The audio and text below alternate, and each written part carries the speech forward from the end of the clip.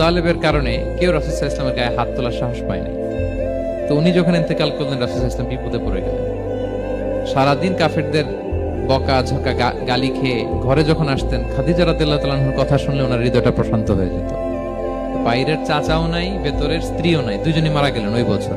ওই বছরকে বলা হয় আমুল হুজন, মানে দুশ্চিন্তার বছর। এত ভারাক্রান্ত আল্লাহর হাবিব সাল্লাল্লাহু আলাইহি ওয়াসাল্লাম হলেন, চিন্তিত হলেন, মনটা ভেঙে খান খান। আল্লাহ তাআলা কিন্তু ঠিকই বুঝেন যে তার হাবিবকে কখন হ্যাপি করতে হবে। আল্লাহ তাআলা তখন সাইয়েদনা জিবরাইল আলাইহিস সালামকে পাঠালেন যে যাও, আমার বন্ধুকে আর পৃথিবীতে থাকার দরকার নাই, আমার বন্ধুকে ঊর্ধ্ব জগতের নৈশ ভ্রমণের ইনভাইটেশন দিয়ে আসো, মানে মেরাজের ইনভাইটেশন দিয়ে আসো। পড়েন সুবহানাল্লাহ।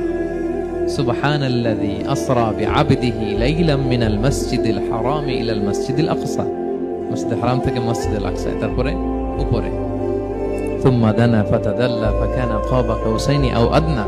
আল্লাহর আরশে চলে গেলেন, জান্নাত জাহান্নাম দেখিয়ে, নতুন কিছু গিফট দিয়ে, তার পেয়ারা হাবিবের মন ভালো করে এরপরে আবার দুনিয়ায় পাঠালেন। ওয়ালা সাউফা ইউতিকা রাব্বুকা ফাতারদা। নবী হে, আপনাকে এত নেয়ামত দিব, আপনি শুধু খুশিই হবেন আর সন্তুষ্ট হবেন। সুবহানাল্লাহ। এবার বুঝতে পারতেছেন কিভাবে আল্লাহর হাবিবকে আল্লাহ তাআলা খুশি করেছেন।